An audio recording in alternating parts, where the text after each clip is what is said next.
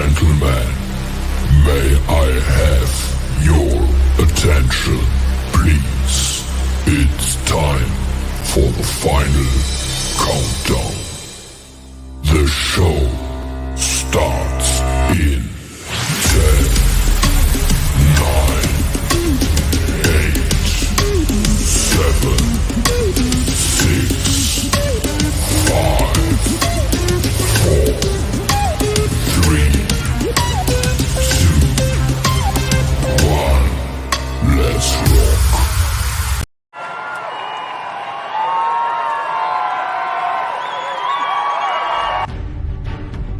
Welcome to the Contagion Effect Show with your hosts, Mike Ellick and Eric Mello.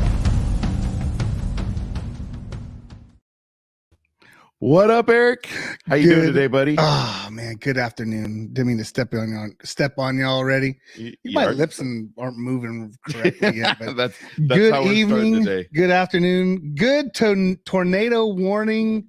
Yeah, to the Central Valley. Well, what's crazy is we're in California. Our guest today is actually Tennessee, Kentucky, like Mississippi area, where they have tornadoes. And we're like, and it's we're a warning. actually on tornado warning. So that's a warning. Be careful. Yeah. What do we do? And we probably should take it a lot more serious. But we got the window open. Yeah, we got everything wide open. I mean, we don't even have wind or anything right now, but we'll see. Maybe that's the calm before the storm, bro. Yeah. You've heard of that? Yeah. Oh, look, we got Coach Marzano. Coach Marzano. What's going on, Coach Marzano? Sold out golf tournament. That's awesome. That's awesome. Congratulations on your fundraiser. By the way, Aiden's bugging. He's like, we got to get out to Pittsburgh one Saturday for the MIT camp. So Pittsburgh, California. That's a long drive. Camp. I'll take them. Coach with $6 a gallon prices, man. I can't afford that. You can send them on Amtrak to Vallejo. Vallejo. It's at Pittsburgh High, so I know. Take the Amtrak to Vallejo, and then you can just BART them over. Okay. I see what you're saying. We got him. I see what you're saying. We got this. We can get that kid out there. So, Eric, you ready for today? Oh, man. I know we know where to start, but I don't know where to start with this, gentlemen. There are so many things. I'm like, okay, let's start here. Let's start. Well, dude, I know where I'm starting. I know where I don't start. I just jump in. I fill in. I kind of segue. Yeah, but you're not going to jump over. I'm not. No, I can't. already told you. I already have my mind on it. Dude, there's so much. So let's listen. Let's just get into it. I don't even want to hold back. All right, let's pull that off. Let's welcome to the show. We have Melvin Gatewood. Melvin, thank you so much for joining us. Man, thank you for having me. So Melvin is retired National Guardsman, right? Yes. Okay. U.S. Army. U.S. Army Infantry. Army Infantry. All right. Sorry. We will get into all of that. And Melvin, we'll have some comments popping up on the bottom there because we have some of our fans. We got some supporters. You'll probably get some questions on your service, so it's kind of cool because we have some guys that are, we're still learning all the lingo, but they know it, and it's pretty. It helps the show along. It's actually pretty cool. It is kind of cool. That's what's up, Rick. And then we had Coach Marzano saying yes, sir. We'll get him there. It's an Argonaut football trip, but that's all good. I know you know how to spell, Coach. All right. So, Melvin, before we even jump into anything else, you're in Mount Juliet, Tennessee, right? Yeah, Mount Juliet, Tennessee, right outside of Nashville. Okay. So we have to bring up, we're all excited. Oh, yeah. Okay. So our guest last week, I don't know if you had a chance, you've looked at any of our shows or anything. So our guest last week was a gentleman named Scotty Hastings. Oh, okay. That name sounds familiar. Okay, are you a country music fan? A little bit. I have a couple friends and a couple people in the area that do country music. Okay. So Scotty was an Army infantryman, and he actually was shot 10 times. Archery. Well, he got into archery. Archery. He got into archery after his service. But in Afghanistan, in Kandahar, right? Yes. He was shot 10 times. By the same guy. By one guy. He turned a corner, actually had his gun right here, didn't have time to react. Guy shot him 10 times. Couldn't return because his gun actually got shot. Yeah. So he said at that moment, he goes, if I would have pulled my gun out and tried to fire back, and the guy noticed that it was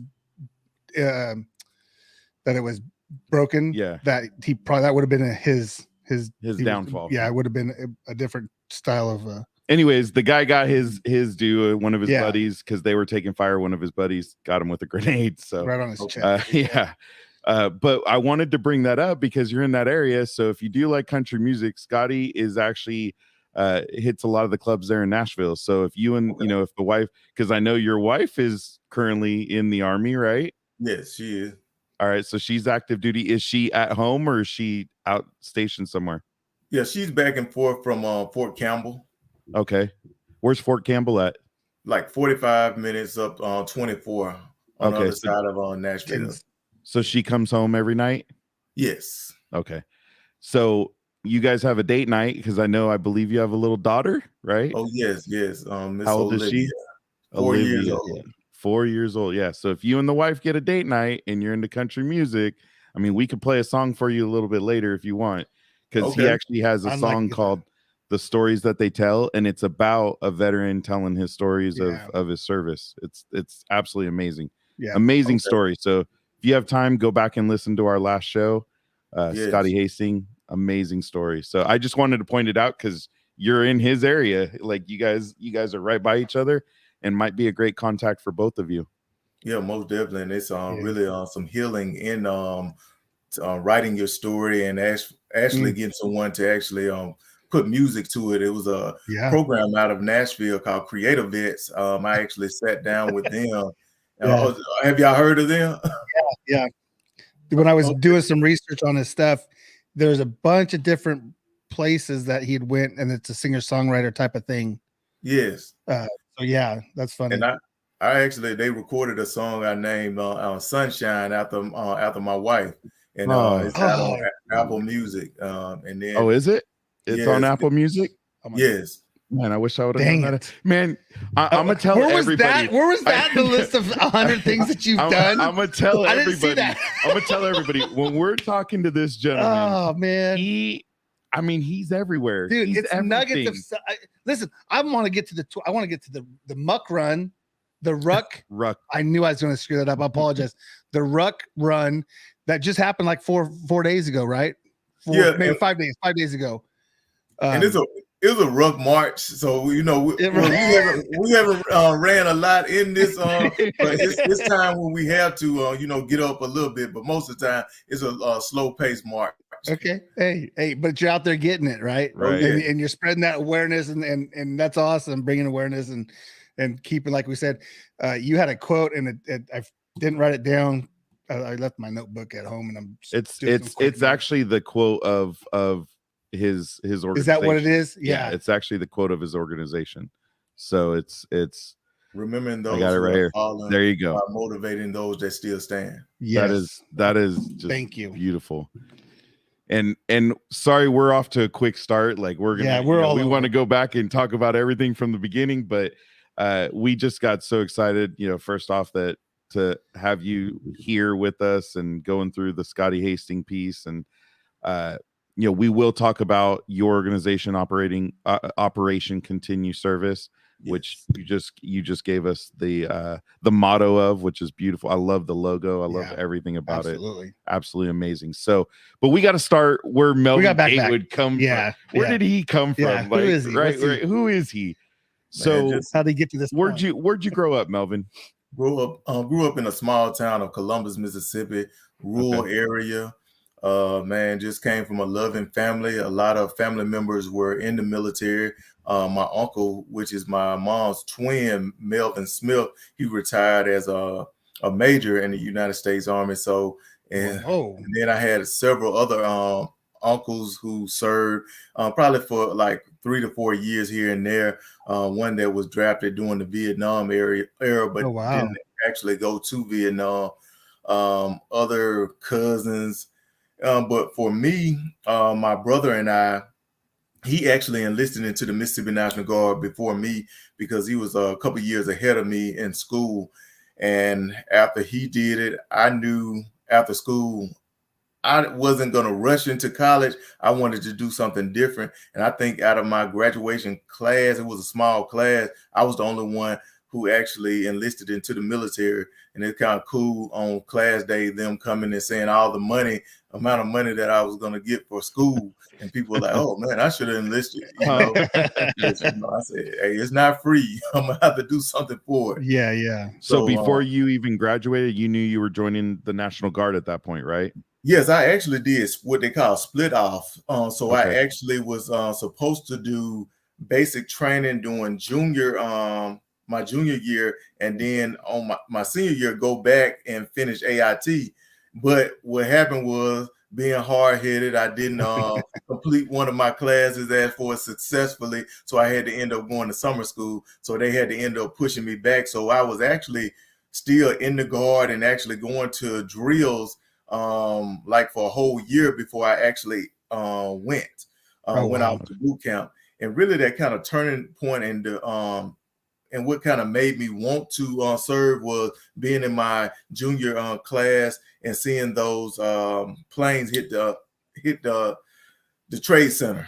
Yeah. So I remember it coming up on TV, and then I was like, man, this really happened? And it was, and like I often say, I was more so wanted to say I wanted to bring the fight to them. Yeah. Right.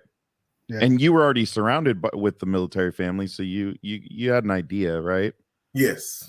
So you weren't, you know, we talk to so many veterans and we hear so many stories, right? We're, you know, maybe going through our younger years and we're a little troubled, or, you know, we, like you said, we can get hard-headed, and so then we need that to get us back in line sometimes. So well, like Coach Marzano, who joined us, you know, he's been commenting, he was a little, he was misguided, I believe is what he said, misguided on the streets. And so that kind of straightened him up. Yeah, and he ended up joining the Navy. Yeah, after being a little misguided. Yes. So yeah, I understand. Because people often ask me, well, did the military make you a man? I was like, well, no. My foundation and my family kind of nurtured me into being a man, but as the military did make me a better man. Right. So beautiful. I was had to be held accountable and to a higher standard. Yeah. So you finish basic training. When's your first what, MOS, or, you know, your first? So I went to Fort Sill, Oklahoma, and I was they used to have a nickname called Gun Bunny, but it's a 13 Bravo cannon crew member. That's what my initial MOS was. So I love it, because we were talking to him earlier, between, you know, Steel Rain and Gun Bunny. Now we're hearing all the great names. Never Stop the Rain. Nope, Never Stop the Rain. So we had a cool signing bonus, and it was actually local. They were right there in my small town. And one of the things that I kind of played with was going active duty. And after I talked with a recruiter, he said, well, since you already have done a contract with the National Guard, we want you to go ahead and do the National Guard, see if you like it, 1 weekend out of a month, 2 weeks out of a year, and then just try to see if you want to, if you like it. If you like it, you come back in about 6 months, we can try to get you on and get you into active duty, and you can go on. But during that time, when I came back, we got activated. My unit got activated to actually go to Iraq.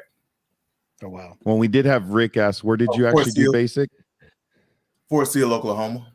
Fort Sill, Oklahoma. All right. There you go, Rick. So, whoops. Sorry. That's all right. Got a little technology.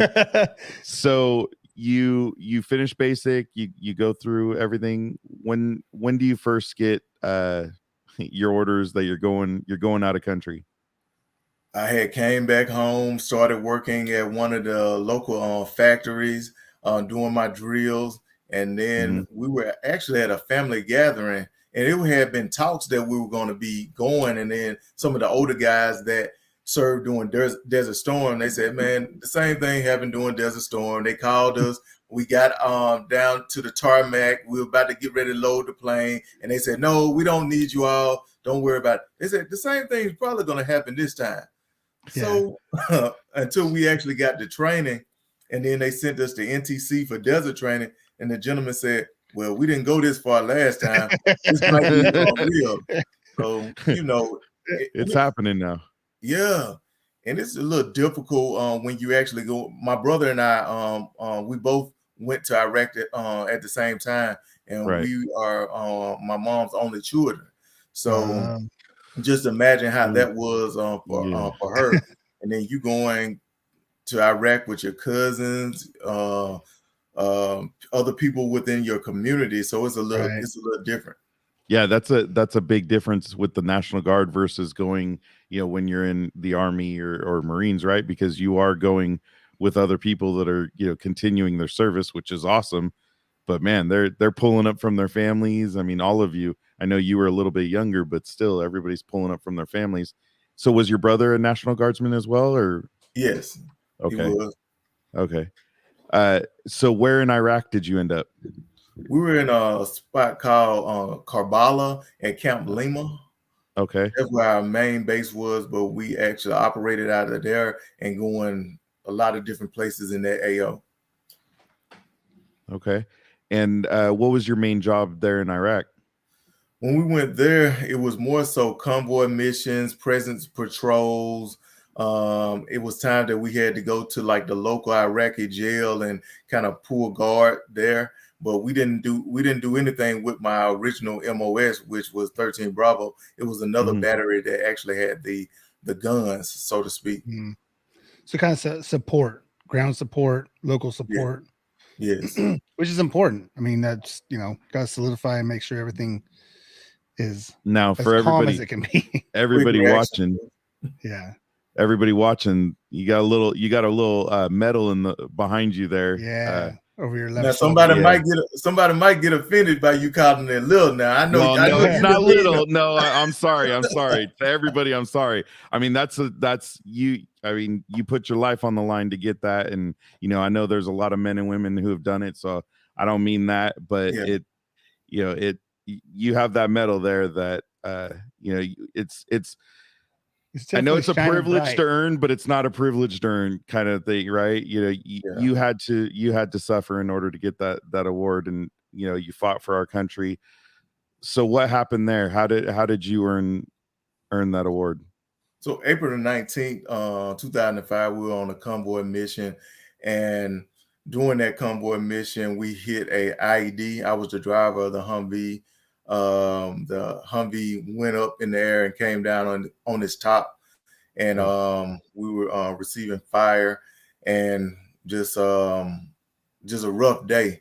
So we ended up losing a great man during that time. So, but I thank God that I'm still here. Matter of fact, I just had my Alive Day, April 19th. Just 2 days ago. April 19th, 2005. Wow. Yeah. Wow. Well, first off, thank you for your service, and I'm sorry. So how many were in the vehicle with you? 5. 5. Yes. And unfortunately lost one. Yes. Sergeant Tommy Little. Okay. And I did see on your Facebook, you guys, that's what the ruck was for, or the walk.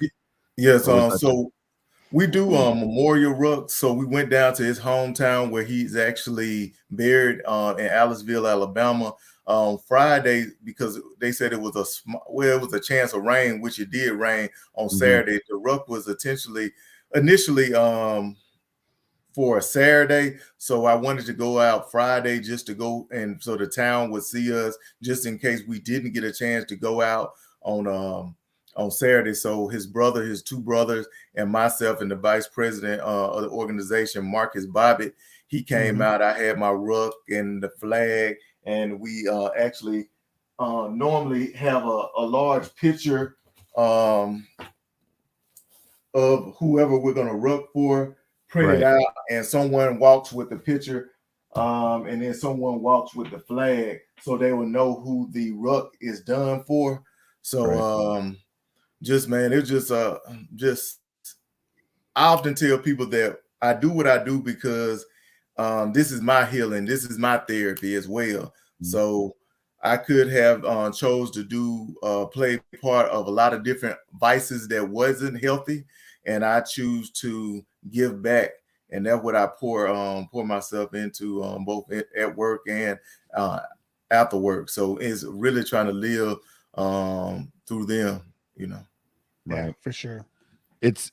I find it really interesting because I don't know if you noticed, you said something earlier and Eric chuckled a little bit and you made the comment you had a rough day, right? And when we had Scotty on last week, that's what he calls called it a the bad day. day. He called it a rough day. Yeah, The day a he rough got day. shot.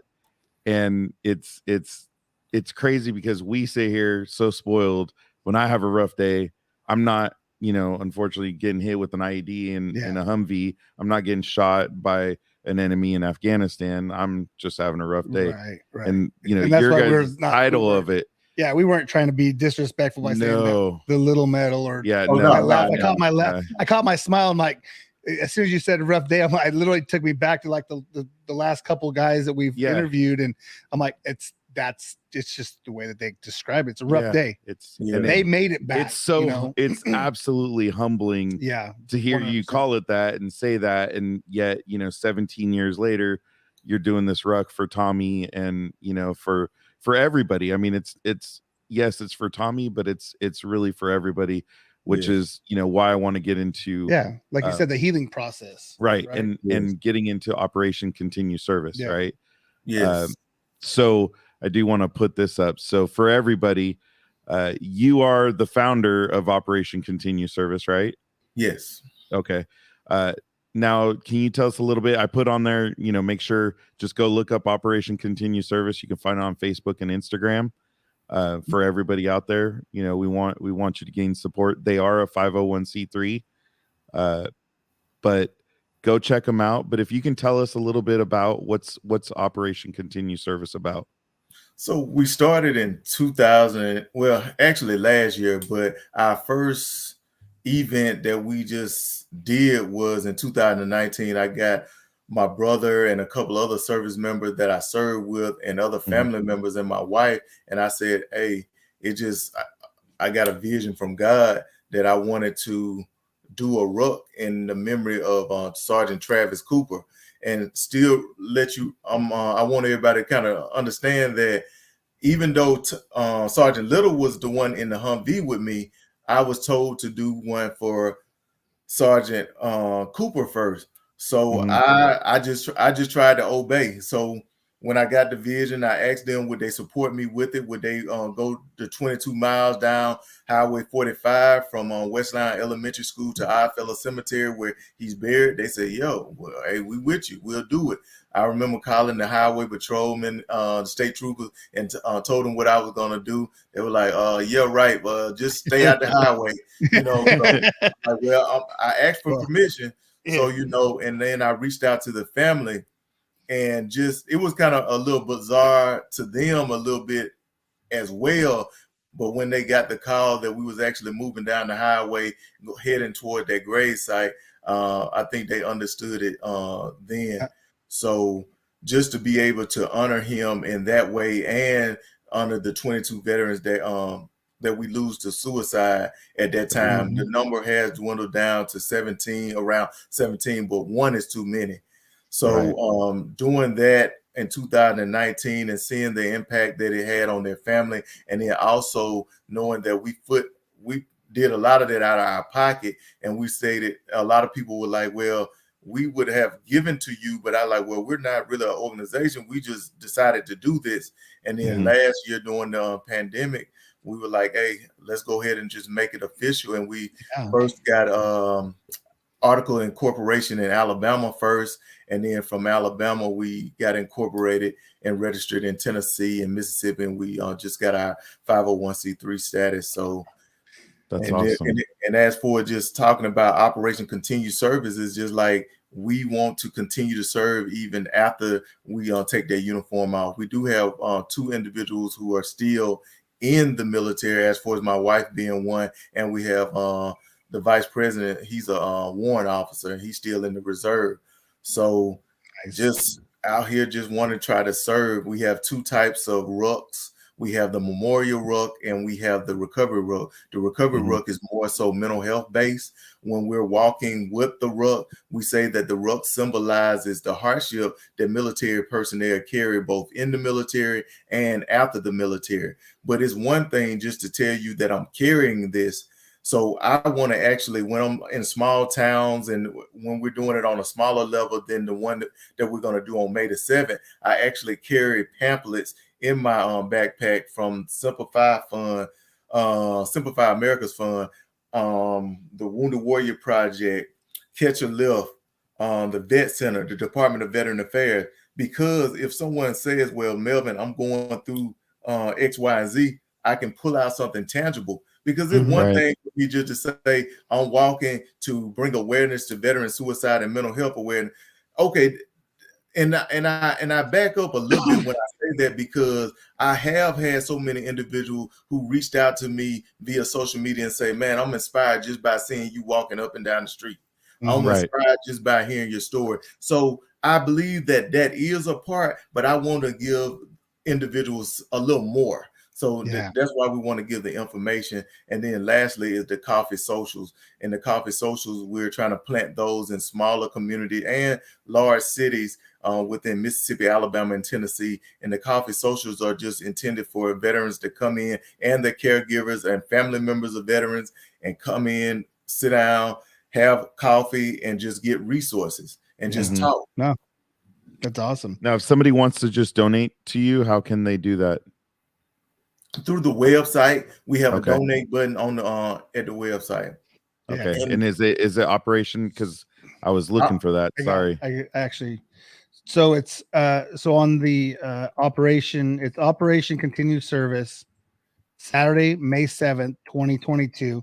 That's the run, the 20-mile ruck march from Starkville, Mississippi, to Columbus, Mississippi. Excuse me. To bring awareness to the veteran suicide and mental health. And there'll also be a resource fair at the soccer field from 11 to 2. They can check that out. And if you go to operationcontinuedservice.com, check that out. About halfway down they have the About Us, and they have the co-founders that you've brought on to be part of your board.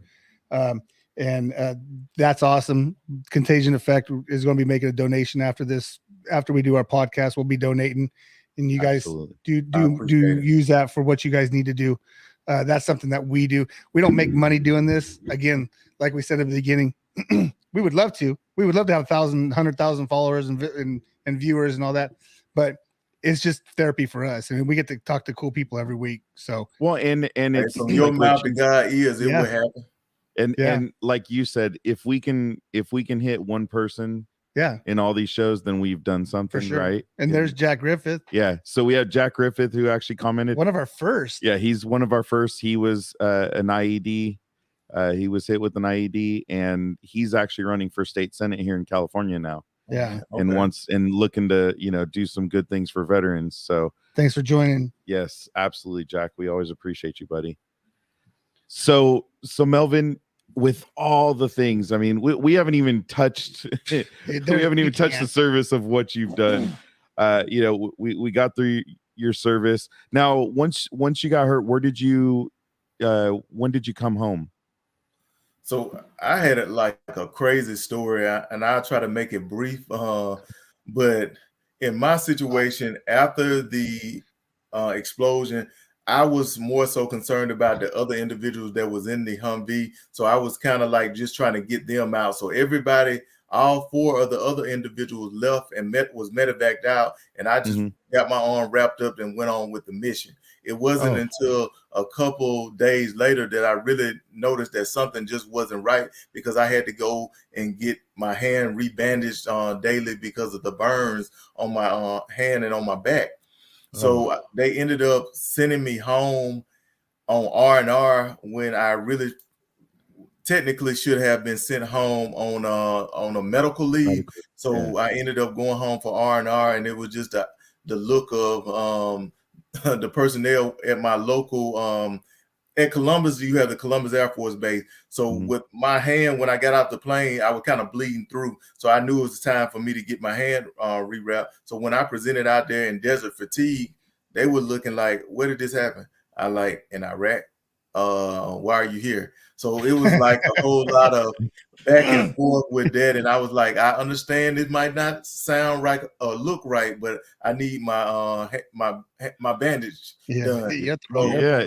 Wow. So make a long story kind of short on that, I ended up going back over to Iraq, and then they ended up doing the proper paperwork to send me home. So I ended up going back through Andrews, through Longstool, and then Andrews Air Force Base, and then down to Fort Eisenhower to Augusta, Georgia. So you came back to the U.S. and then got sent you back to Iraq, and then just sent to you do things right. And wow, it's paperwork. Yeah. So at that point in time, it was some hard feeling, but at the same time, I feel like everything happened for a reason. I don't know truly what that reason was, but I was glad to come home to see my mom, and I knew she wanted to see me. So I looked at it from that standpoint. So, but yeah. And your brother was good, came back good, everything. Yeah, he was still over there when I came home on R&R, but he came home good. Matter of fact, he works at Mississippi State. He's a doctor in the IT department there at Mississippi State, doing wonderful things. Matter of fact, he just published an IT book. It came out this week. If I had his name, I would give him a shout out. But I don't. Hey, well, you can get it to us later. Yeah. We'll give him a shout out. Yeah, that we'll give him a shout that out. way we get it across the country, right? Not just in a little West Coast action. Yeah, exactly. So Jack just posted that he'll match our donation. Oh, man. So that's awesome. Thank you, Jack. That's awesome. All right. So I was listening to one of your other interviews, and you spoke of a higher ranking, and I forget what the situation was, but you spoke, what's coming, huh? Because this is, and Eric and I have had this conversation because he's had a conversation with somebody who was like, oh, well, I did this versus this. But you, and again, I don't know what the situation, so maybe you can help me set it up. But you came across, you were doing something, came across a higher ranking, from the Army, I believe. Yeah, it was while I was at Fort Gordon, and a lot of times you have some little infighting within the military, and sometimes it's just fun and games. Right. But a lot of time with the National Guard, sometimes we do get a lot of slack. People want to say weekend warriors, things like that. But at the same time, when we got that call, we took care of business like it needed to. And I think that we were somewhere in a setting, and this higher ranking officer made a comment about he was only a National Guard soldier, or he only was doing something and making a reference to reservists. And I told him, all due respect, sir, when we were over there, they didn't have National Guard and regular Army bullets, or National Guard or regular Army IEDs. We all had the same uniform on, and we all was exposed to the same thing. And that's even with how I was even blessed after being medically retired. I have the same blue ID card as any other retiree, and that was based out because I was activated. So, a lot of people, we don't choose how we're going to serve, but we just answer the call. And I think that, and I have that talk with a lot of veterans. They will say, well, I didn't go to war, or I only did 2 years or 3 years, or it was so long ago. I said, it's not an expiration date on your service. No. You served, you sign that line. You served honorably. Right. And that goes to, we did a show at a brewery who it was owned by a Navy veteran. I'm sorry, Air Force veteran. Air Force veteran. But we had a gentleman join us named Nick Limo. Nick Limo, who is a Vietnam veteran, told us a great story about how he was in a band, during, and he was on base, and they were in a band, and he got orders that he was going to Vietnam. And one of the band members came to him. He's like, wait, you're going to break up the band? He's like, I don't have a choice. I'm being ordered to go to Vietnam. Like 2 or something like that. Afterward, it was like 2. Yeah. And the guy's like, hey, we'll take care of it. Yeah. So apparently that guy was really close to the person who was making the orders. Yeah. Long story short, he ended up not going to Vietnam. His orders got changed. But he has PTSD in a different way because he end up working as a medic on base and was dealing with the families. And he said the base had some crazy things happen. And, he dealt with children who were in car accidents or, other accidents. And he's like, that's what got me. So I didn't maybe go to war, but I served my country in taking care of the people on our base. So I think that's why when I listened to that interview, it just rang through. Like, I love your response. Yeah. I mean, your response, it was respectful, yet it was like, wait a minute, like, this is, come on. Because I did say all due respect, sir. Yep. Well, but see, only people from the South could say that. It sounds good. All due respect. It sounds good when you guys say it. Somebody from California says it. Well, and that's what we want to do is we even had our county sheriff. He came on and he was a West Point grad. Okay. And he's like, man, I went, I did my service, I came back, I went back in, and he goes, I'm healthy, I'm good. I have all this beautiful stuff. And he goes, I don't feel like I should take this program or take that program. But like we explained it's set aside for Jeff Dirksey. It's set aside for Melvin Gatewood. It's set aside for Jack Griffith and James Marzano and all these cats that have signed that line, and that's kind of like, we just want to make sure, hey, there's programs there, take advantage of it. Right. There's tons of programs. Exactly. And I often tell people, you're not going to take anything out of another veteran's mouth because you get the benefits that are due you. Yeah, that's exactly what we said too. Yeah. That's exactly. So of the many hats, and we're gonna mention. So Melvin, you actually work for the Department of Veteran Affairs, right? Yes. Which we can't go too deep into, but I want to talk about some fun things for a minute. And you, right? Because our show's serious, but we wanna have some fun too. Man, again, you are the man. Like, it's just. You search, like, I challenge everybody, go Google Melvin Gatewood because you will find some great stories. So let's talk about an award you won as a peer support. Inaugural Rusty Baggett Peer Leader of the Year Award recipient for the Wounded Warrior Project. Did I get it right? Yeah, you did. You did. All right. I practiced. Man. Now, even better than that, again, if you go Google him, you get to see Melvin get told he's winning this award. Oh man, and it's not a just regular call. Yeah. And of all the things that could happen, Melvin's getting told, and somebody pops up on the screen. So who pops up on the screen to start talking to you? Oh, Mark Wahlberg. Right. Yeah. What's the first thing Melvin does? Which I asked because my wife is my world. He literally stops everything and goes, wait. Can I go get my wife? She's gonna be. That was I mean that's the stuff I love seeing, man. Yeah. That's and that whole experience was just great because she was at home on leave. Yeah. Because we had Deaf in the family, and she was here. And when she got here, she came up on the screen, and they didn't show this part, but she started asking him about his mother. He's like, "How's your mom doing? I love your mom. I watch the show all the time." And then and he just fell right into it. Like, "Oh, she's doing wonderful." Oh, that's good. And, That's awesome. It was just great. And of course his mom has passed since then, but you could just tell the relationship that he had for his family and just the service members. So he was just a very genuine guy. That, I mean, it was fun to watch that, and just your reaction, and then your wife, how excited she was, and that she happened to be home because as we said earlier in the program, your wife is active duty with the Army. How long's she been in there? She's been in about 20 years. Wow. Oh. All right. Yeah. So what can she say what she's doing? Can we say? Well, she's active duty now, but she started off as a guardsman, but she's just still activated from her last deployment. So we're probably in a point of transition right now. Okay. Dang. But she does finance. She works in finance though. All right. Hey, money's got to be dealt with too, right? Yes. Yes. So then you can go through this. He's a phlebotomist. Did you know that? No, I didn't. He's a phlebotomist. Okay. It's like, I mean, his LinkedIn. So Eric's I'm a LinkedIn guy. That's how we communicated, right? Right. That's how we got. I mean, just his LinkedIn title is just absolutely impressive. That's great. I'm just here. And we'll have to read it because I think everybody needs to know. I mean, your level of of experience with so many things is just amazing.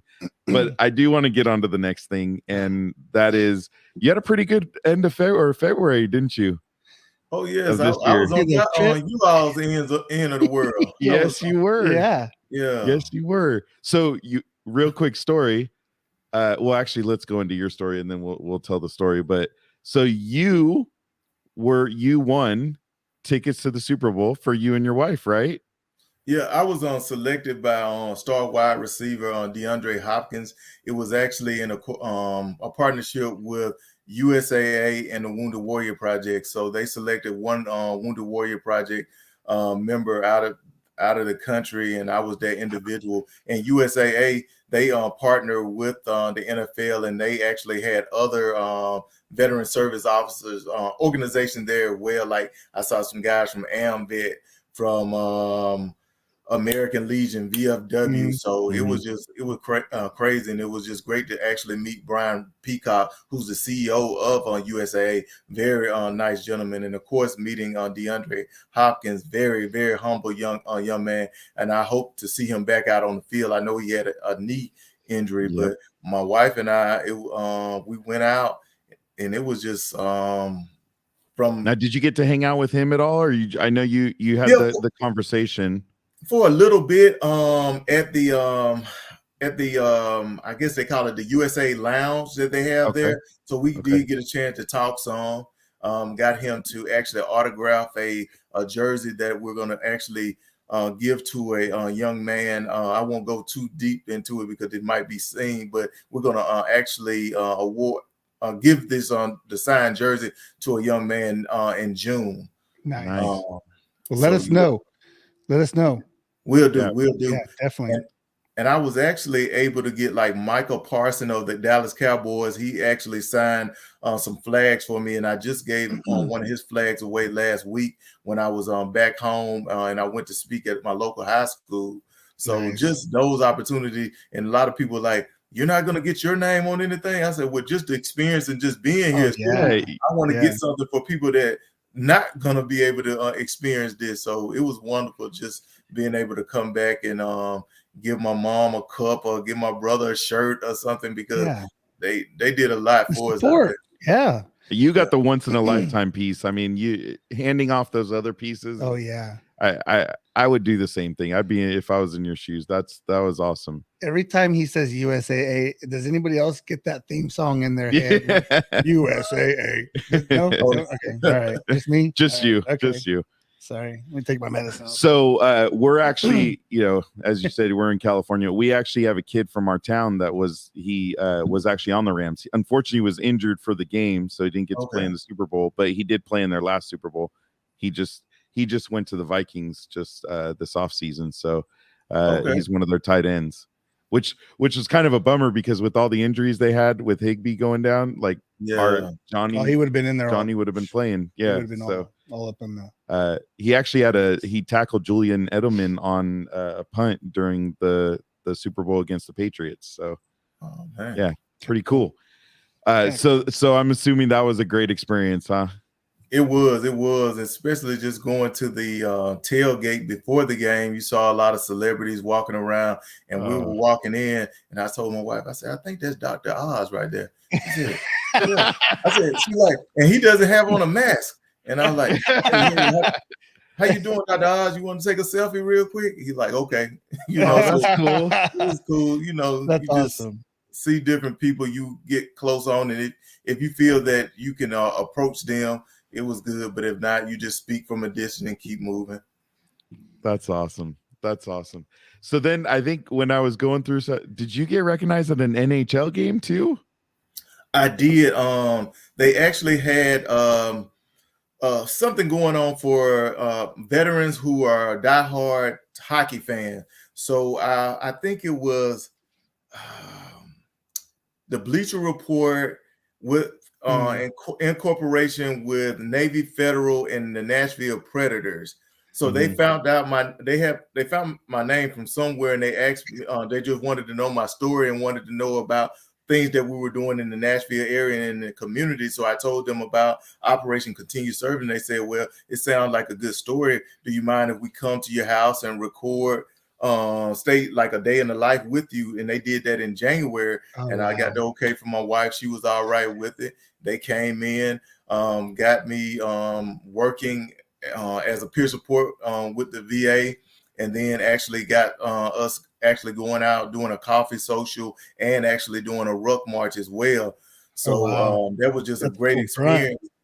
And then during the interview, we had the captain of the Nashville Preds came on, and he awarded me this cool helmet. I would have had it close by me, and I would have had it to show you all again, but that was just a real cool experience. And then I was actually able to go to the stadium series, which Nashville hosted, and it was actually at Nissan Stadium, at the Titan Stadium, and they actually called my name, and I got a chance to stand up, had some nice tickets, and it was great. So I was just very humbled by that, because a lot of the accolades, I didn't know they were coming, and like I said in the part where I was crying, it was because I got emotional, because it seems like sometimes, even though I don't do it for the accolades or anything like that, but a lot of time when you doing the work, you want it to be seen so veterans can see what you have going on and people can spread the word.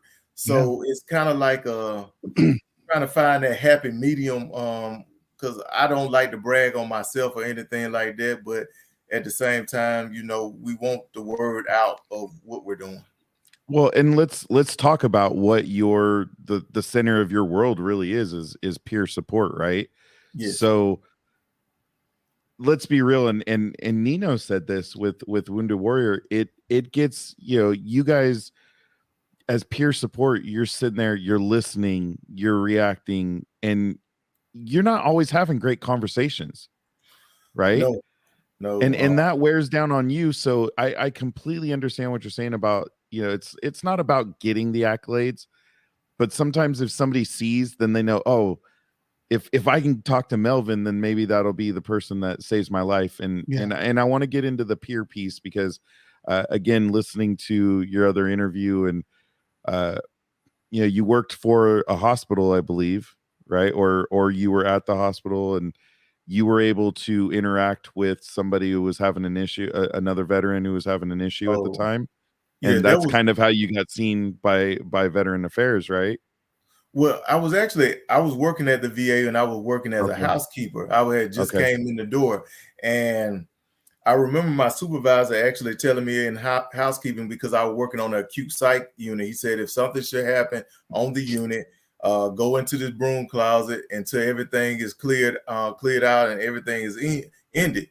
And me, for one, being a Southern gentleman, being a man, and being a veteran, when I saw that, none of that, I wasn't going to just let this gentleman go and open this door and attack these nurses. I wasn't going to do that. If it was going to be my job, it was just going to be my job, because I couldn't live with myself running into a broom closet. Right. So it was just, I knew what unit I was on. I knew what was going on. So it was more so, and I was trained in therapeutic confinement. So I just was able to hold him in place until the medicine was administered. And then I went on about my day. And next thing I know, they called me into the office the next day and said, Melvin, we heard about what you did. We wanted to know if you were interested in being a nursing assistant here on this unit.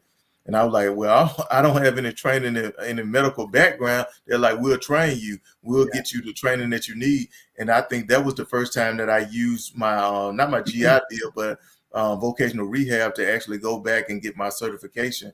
Because I could have just got certified through the VA, but I wanted to get certified outside as well, because it just held a little more weight. So that's what I ended up doing, and that's how I got my foot into on the medical side. Psychiatric nursing assistant. Yeah, Tuscaloosa, Alabama. That was it. March 08.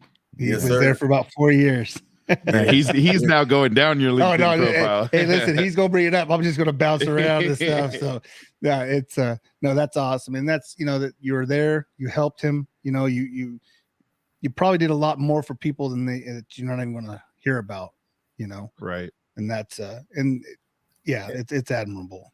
And I always tell people, meet people where they are, because I've met people who were on acute psych units, and from time to time you would feel like, or it would seem like that they don't know day from night.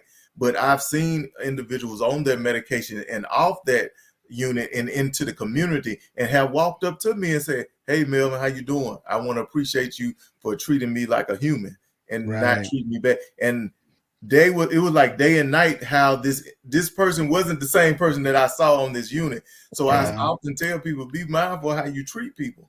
Right. You never know. So wow. So something like that, right? You meet with somebody that's you're already walking in, they're in the psych unit. What's your mindset going in to deal with them? If you're going to be peer support, what is your mindset going in? How are you attacking that to not only keep you in a place where you can be supportive, but make them understand that's what you're there for? A lot of time it's just easy. I could tell them, you wearing the pajamas today, I could be wearing them tomorrow. I'm no better than you. Know, it's just the situation that you're in now. And with doing peer support, I had the time where I did go from time to time go on acute psych unit. But the first peer support position that I had was with the homeless program.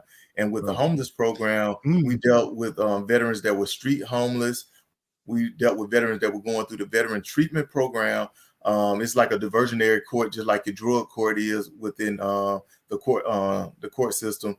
And I actually had the opportunity to go inside prisons and talk to veterans that were probably about to be released, or I've even talked to veterans that had life sentences. But it's just a simple fact of giving them hope for the day. I can't worry about tomorrow. They're not worrying about tomorrow. They're worrying about right now. Let me hear your story. Well, who is Melvin Gatewood? And so that's what I was there to do.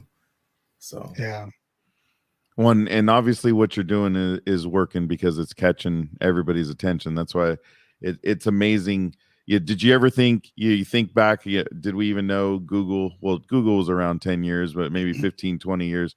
You ever think your name would be Googled and so many different things would come up, right? It's kind of surreal. The first time, and shout out to retired Representative Tyrone Ellis. When I got the resolution in my name in the state of Mississippi, that was the first time I ever. And you have to actually Google Melvin Jerome Gatewood. When I probably Googled my name for like the first year, like, okay. and I actually thanked him, because I said, if something should happen to me and I think about my legacy, at least I have that one thing that's out there online, as people would know, okay, Melvin Gatewood was here. And that pretty much just talked about the day of the IED explosion, and just the state of Mississippi just recognizing me for my bravery. But I just felt like I was doing my job. So, but now, it's a lot of things that are out there. And I often just tell people, I always have to just say, reference God, because it was a time in my career I wanted to actually go and do federal law enforcement. That's what I thought that I wanted to do. But he had another plan for me, because we often say, if you ever want to hear God laugh, tell him your plan. And I think he has me where he wants me to be, because it seems like everything is kind of like falling in place, and I enjoy what I do. And that's the most important thing, right? Is enjoying what you're doing. And you don't have talking through these situations. That's not easy. I don't care who you are. You're not hearing hunky-dory stories. So Mississippi Legislature 2008 regular session, House Resolution 43. Corporal Melvin Jerome Gatewood, commend and congratulate for being awarded the Purple Heart and praise for bravery in war. It's beautiful. Congratulations, my man. That's awesome. Thank you so much for your service and everything you're continuing to do. So awesome. We're getting, we don't want to keep you all night. We know you're a couple hours ahead of us. So I don't know if your daughter's down to bed or. Oh yeah, she goes to bed around 8. So yeah, she's down. Okay. I don't hear the little pitty pats on the floor. Well, I have 2 Rottweilers, because my kids are all older, and one of them's been all fired up today barking. So he's waiting for the tornado. Yeah, he's waiting for the tornado. He's in his room waiting for the tornado. But one of the questions we do ask every single show is, you're Melvin, you're sitting there, maybe you're hanging out with your wife. What's your wife's name? Shalonda. So Melvin and Shalonda are hanging out. Nice chill evening. What's your go-to drink? Man, that's a good question. That's a real good question, because now it has changed, and I would like something more of a nice wine. Okay. You're in my world. Okay. Or just something, because I haven't been to the beach in a long time, and I see you. Something with a mango taste or something tropical. Right. Okay. And a little normally sweeter. what goes with is rum is nice with that. So Oh yeah. So what kind of wine? What kind of wine do you guys drink? You would ask me that. Yeah, right. Well, I mean, no, are you a Mike's red? I'm a wine guy. Yeah, so Mike's a wine guy. I'm the craft beer guy. More so red. Okay. Red, like a nice Cab red or sweet. Merlot or Zin. I think I'm asking all the hard questions now. Yeah, huh? right. It's all good. He's like, keep me in my wheelhouse. I just know I like it. It's all good. Just for the record, I put iced tea with sugar. Yeah. That's what I went with. Oh, I love sweet tea. Ooh, it's called sweet tea, not iced tea with sugar. Hey, go ahead and put some lemonade with that too, and make me an Arnold Palmer. Arnold Palmer. There you go. Palmer's not bad. There you go. Not bad at all. Man, this is another show where I feel like we could keep you on here for hours, Melvin, because you're just, there's so many things. I left the Department of Veteran Affairs thing alone just because I don't want to get you, take you down any roads we don't belong. But you're what's your title there right now? Certified peer support specialist. Okay, so you are the certified. Okay, so you are just on the daily. You're helping our veterans every day. On a daily basis, calling veterans to check in on them. I'm receiving calls from veterans. I often say, just like with my last interview, I might have someone that's 20 years old that just left Fort Campbell, who's coming out of the military, who needs guidance. Or I might have an 85-year-old veteran that's just really getting reconnected to the VA and just really want somebody just to call and check in on them. Yeah. And we might start off, the commonality is that we both are veterans, but we might rear off into talking about Gunsmoke or Bonanza. Yeah. So the thing is about it. I'm a people person. I love people. So and especially the older veterans, they could tell me all types of stories. Oh yeah, great story. They got amazing stories. Well, you have our email and all that, and if you want to, we will talk to anyone. We love the stories. We want to connect, and so you just have another resource available for you through us. And we've talked to so many great veterans like you who are just as open to talk to everybody. And I challenge you. I'm gonna follow up with Scotty. We need to get you guys together. You need to you owe the wife a date night now. Yes. So look up Scotty Hastings music on Facebook. Okay. And he posts every night like where he's playing. And he's in Nashville, playing in Nashville. Okay. Definitely go. He actually follows our show now too. So Eric talks to him quite a bit. Yeah. We're actually trying to get him. We've been tagging 50 Cent. Yeah. And then we've also been he's a huge Gary Sinise fan, really wants, because he was at Walter Reed and Gary Sinise came, but he was having his wounds dealt with, and they had to put him under every time. And he asked to push it off, but they wouldn't let him. So when he came back to, the first thing he asked is, Gary Sinise still here? And they're like, no, he's already gone. So we've been tagging him on everything on Instagram. And we want to get a collab between Scotty Hastings music and 50 Cent, because they've been through so much, with 19 shots. Do you know where Margaritaville is? He's playing at Margaritaville Moxie in Nashville downtown. Nashville downtown. He plays there quite a bit. If you check him on Instagram, he always posts up where he's at. He Redneck Riviera Rooftop. Oh yes, so he plays there. He plays there quite a bit too. So that would be actually pretty dope. It would be cool. That would be kind of cool. That's what I was excited. I was like, oh, Melvin. He's in the Tennessee in the Nashville area. So in the Ville. So Melvin, to get, let you go, but what's one of your parting words you have for all those veterans out there? If you can just say one thing to help get them in the right direction.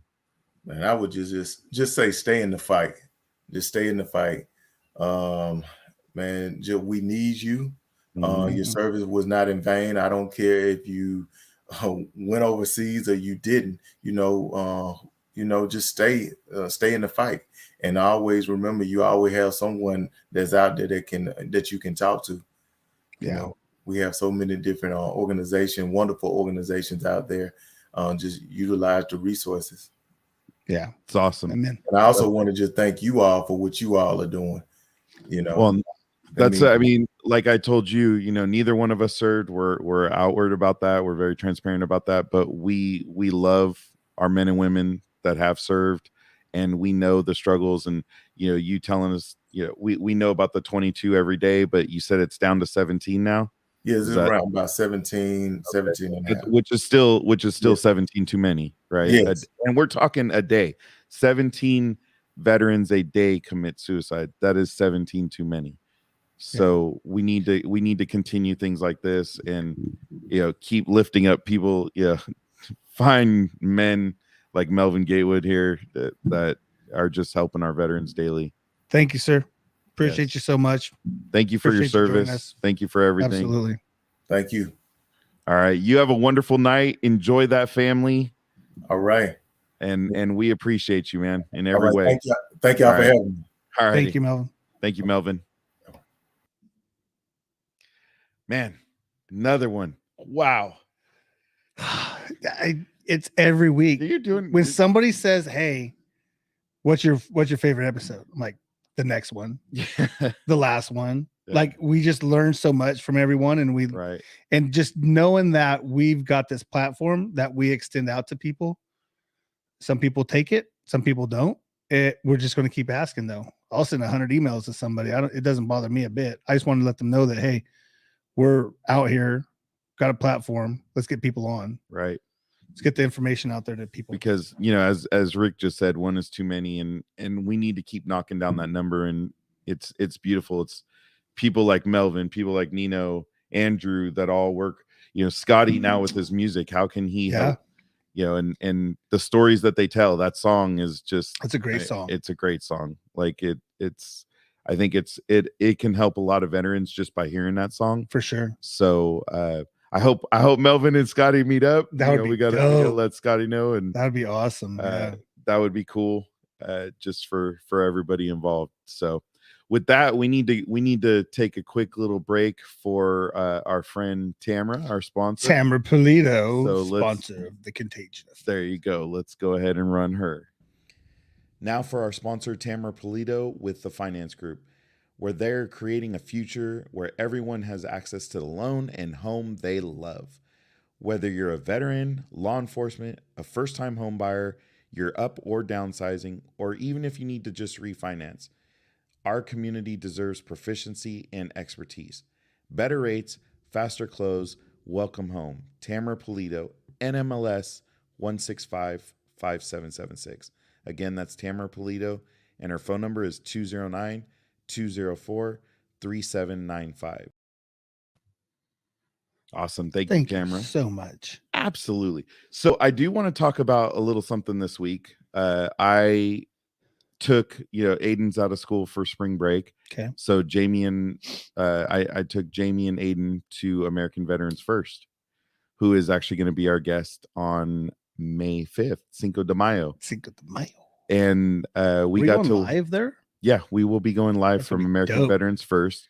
And one of the cool things is obviously, my dad being a Marine, we had to go look at that. They have uniforms ranging from World War I all the way through, now. Yeah. And of course, seeing those Marine Corps dress blues, like, sorry to Melvin, sorry to everybody and all the other forces, but the Marine Corps dress blues, like, I'm not a chick, but that's the coolest uniform. I mean, it's, and then when they have the sword and everything, it's pretty cool. So then we got in a very reminiscent mood, and we went through all his stuff before when he passed away. Yeah. but I actually found a letter that he wrote to me. Yeah. When I was 2, and the joy in his voice in that letter, and he was stationed somewhere on the East Coast, because this was 77, and just the joy of everything. And he said something about getting into his desk drawer, and he said, "You're the only one allowed to get into my desk drawer." Meanwhile, telling my mom she has to read the letter and all this. So it just meant so much to kind of go through all that. I'm glad you have it. Yeah, to be honest with you. And well, my dad was, he has this little file box that you see. It's actually out here on the desk right now. But we pulled out all his DD, because he actually has 3 DD 214s. So he went in November of 65. Okay. He went into basic training, graduated from basic training. It's 13 weeks. So I think it was like January, February. He was immediately sent to Vietnam. And he was, I believe, a gunnery sergeant on a Chinook, and I think it was the HMM 165. I believe that's what it said. Pardon? I believe that's what it said. Yeah, I believe that's what it said, was an HMM 165. And I have all the squadron patches. I don't have it all memorized, but so cool to just go through. I just got to show you his little photo album that he had. I call it the yearbook. Yeah, it's kind of a yearbook. It's falling apart, but we're gonna redo it. Jamie bought all sorts of stuff to make it look nice, and kind of bring it back to life. But that shot of the gun going outside of the Chinook at the other one, like pointing. I mean, it's not pointed at the other one, but you see the aerial. In air, seeing 2 Chinooks flying next to each other. Was just really cool. And then some of the awards he's won. So I'm really looking forward. I actually went on and ordered all his medals again. He had 2 deployments to Vietnam. So he actually won 2 stars for I believe they call it the Vietnam National I forgot what it was. Sorry. I should have had it all together. So I don't want to show any disrespect, but we didn't really get into this. No, this was just, it kind of, after talking to Melvin, and it was, this is the week I had, and man, it was just like reading those DD 214s and not realizing he went in 65, left in 68, and he actually did 20 months in Vietnam between his 2 tours, and then he went back in 74, and then he was like 29 Palms, and some of the West Coast bases, and then he left in 76 and then went back again in 78 for a little bit, but he did more so to do schooling, and come to find out all that schooling he never talked about to me. And that's kind of where he got his jobs and how he got his jobs. The phone company. Well, he worked for the phone company, but he ended up working in warehousing. Oh, so he went to some warehousing and leadership schools in the Marines.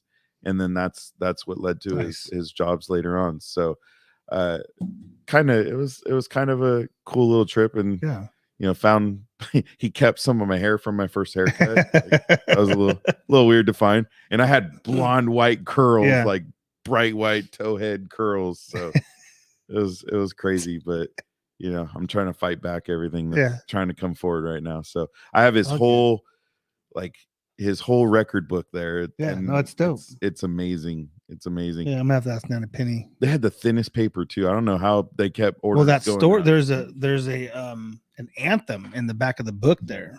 Oh, did you? Oh, I read the Marine about one? about the silver wings on my chest. Oh, so there's that one. We also had the My Rifle poem, right, which I believe is in one of the movies. I forgot. Full Metal Jacket. I believe the My Rifle. I think they sang it.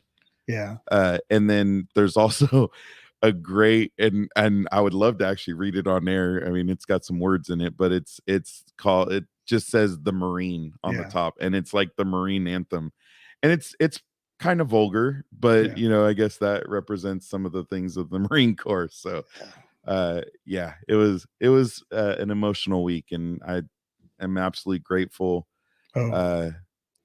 Rick, did we? Sorry, we both hit it. It's very long, but I think maybe next time we have right here, bro. Yeah, nice and painful. It would that be something tattoos. if I have Garrett Davis, which I'm working on, who is a Marine. Oklahoma now, yeah, right? he's in Oklahoma. Houston, VA. So Houston kid, and he was a Marine. He is a Marine. He's retired from being in the military. I think I'm gonna read it with him because he will enjoy it. Yeah. It's a little vulgar. I'll warn everybody, but it's fun. So yeah, that was my week. Awesome. Thanks to my wife.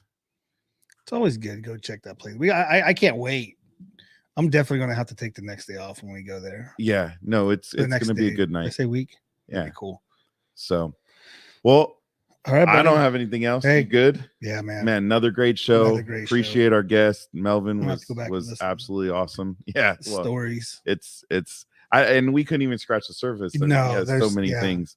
That's why there'll definitely be a follow-up. Yeah, we'll have to call him back and follow up again. Yeah. So with that, Eric, this is everybody. Eric, later, buddy. Later, bud.